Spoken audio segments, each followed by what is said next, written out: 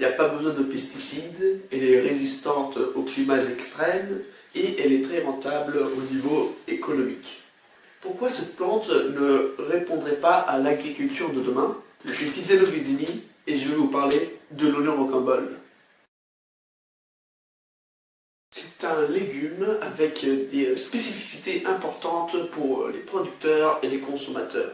Le nom scientifique de l'oignon rocambole est Allium cepa viviparum. C'est le résultat d'un croisement naturel entre deux variétés d'oignons. L'oignon classique que tout le monde connaît et l'oignon d'hiver. Ce croisement lui permet d'être cultivé dans différents pays où les températures sont très froides, comme la Sibérie ou l'Alaska, où les températures peuvent atteindre moins 50 degrés. Ce légume existe depuis beaucoup de temps, mais a été oublié et est resté assez méconnu de la population. Une des caractéristiques les plus importantes et les plus intéressantes de cette plante, c'est sa viviparité. C'est-à-dire que le développement embryonal se fait sur la plante. Du coup, il n'y aura pas de graines, mais il y aura déjà des plantes toutes formées sur la plante mère. Et quand ces plantes toucheront le sol, ils vont développer des racines et ça fera déjà de nouvelles plantes d'oignon rocambole. Et c'est grâce à ce facteur qui rend cette plante facile à cultiver et à multiplier. Du point de vue rentable, cette plante est très intéressante car on peut cultiver 3 différentes parties comestibles.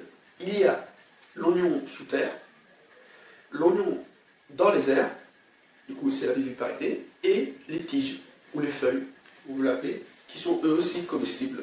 Du coup, c'est une plante qui ne fait pas de déchets, car toutes ces parties sont comestibles. J'ai décidé de vous parler de l'oignon rocambole pour ses caractéristiques, mais aussi parce que je la connais depuis beaucoup de temps.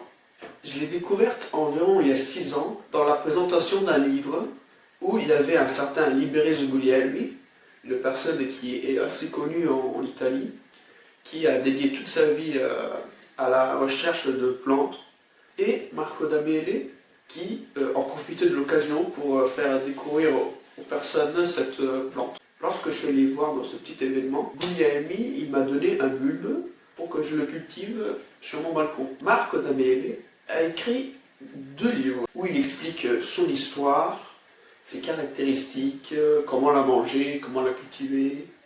Malheureusement, en 2016, Liberi Zuguglielmi décède, ce qui m'a marqué et m'a aussi motivé à me renseigner encore plus sur cette plante et à la faire partager à mon entourage. Au grand oral du bac 2021, je vais donc présenter ma question socialement vive qui est: est-ce que l'oignon rocambole pourrait être une culture pertinente aux exigences des pays européens? Car cette plante a été oubliée dans le temps et qu'il y a maintenant très peu de personnes qui s'y intéressent. Alors que, de mon point de vue, c'est une plante qui est très rentable pour notre société.